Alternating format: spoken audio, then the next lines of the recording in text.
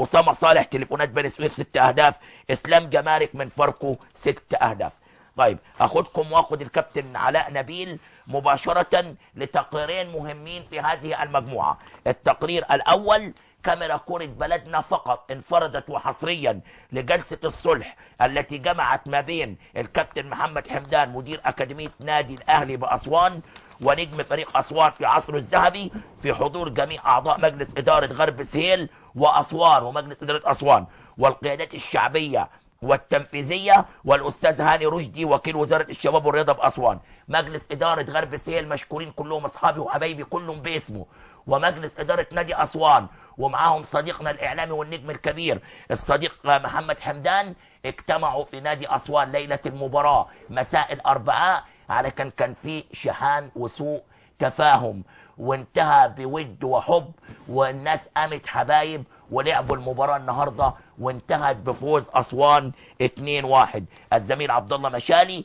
جاءنا بجلسة الصلح والأهداف حصريا لكرة بلدنا. الأهداف في الدقيقة 26 من الشوط الأول: أحمد المقص سجل الهدف الأول، وشوكولاتة تعادل لغرب سهيل في الدقيقة 3 من الشوط الثاني، وفي الدقيقة الأولى من الوقت بدل الضائع طرد الحكم عباس مصطفى من نادي أسوان، وفي الدقيقة 4 من الوقت بدل الضائع أحرز اللاعب أحمد المقص الهدف الثاني في الوقت القاتل في أقوى مباراة اتلعبت وكمان اغلى 3 نقاط للكابتن عماد النحاس. في نهايه المباراه قدم المستشار خالد حمد كاسين، احدهما لنادي اسوان والثاني لغرب سهيل للعب النظيف وعلى الاخلاق التي ظهر بها ابناء احمد الدمرداك المدير الفني لغرب سهيل وصديقنا العزيز احمد شامبو. محافظ اسوان مصطفى سري صديقك حضر المباراه وهو راجل محترم جدا، مصطفى يسري. طبعا. فأنا بوجه تحية للكابتن عماد النحاس وللكابتن أحمد الدمرداش، فكلاهما أدى مباراة تستحق التقدير والتكريم. إلى الصلح ثم فاصل إعلاني ثم المباراة وتقرير وماذا قالوا لكاميرا كرة بلدنا فقط وحصريا.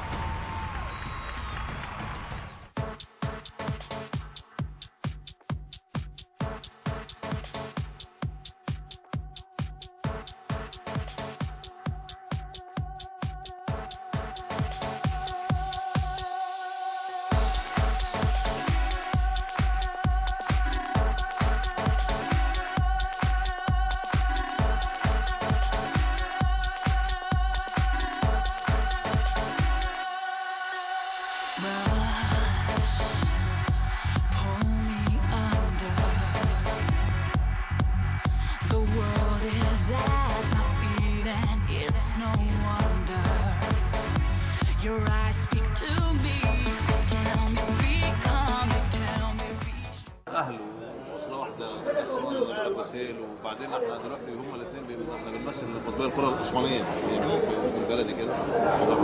ما ينفعش ان يكون في شرق في الوسط الكروي واحنا كقدامى قاعدين نتفرج يعني. فدرت اتصال بالدكتور عمر الراجل تقريبا معلش كلمت السيد نائب رئيس نادي غرب سهيل، الراجل رحب بالفكره. بشكر الكابتن محمد حمدان على المبادره الجميله اللي هو عملها النهارده في نادي اسوان. واحنا بالنسبه للناديين يعني نادي اسوان ونادي غرب سهيل ان احنا اخوات والحمد لله هنموت واحنا اخوات.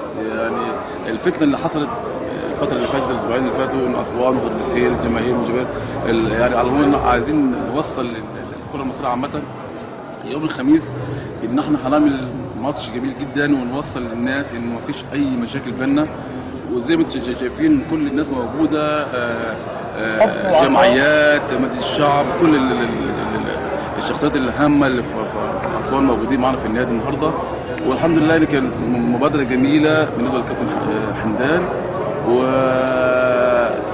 وبلاش الفتن اللي بتحصل في ظل الاحداث في اسوان. يعني النهارده عشان ماتش كوره تفتكر ان احنا هنزعل من بعض؟ لا طبعا، الماتش بيروح ويجي واللي غالب والمغلوب كلنا واحد، ولكن هو موضوع طبعا سخنت فيه. انا اقول لك في ايدي خفيفه يعني خفيه سوري في اللفظ خفيه، انا بسميهم السوس سخنوا الموضوع. هو الموضوع ابسط مما تتصور يعني. مش عايز اتكلم في تفاصيل لكن يعني احنا بلد واحده ايد واحده، واللي ربنا يكرمه ويسعد فيهم يا رب نقف وراه. احنا ما اختلفناش الحقيقه، احنا جزء من غرب سهيل وغرب سهيل جزء مننا.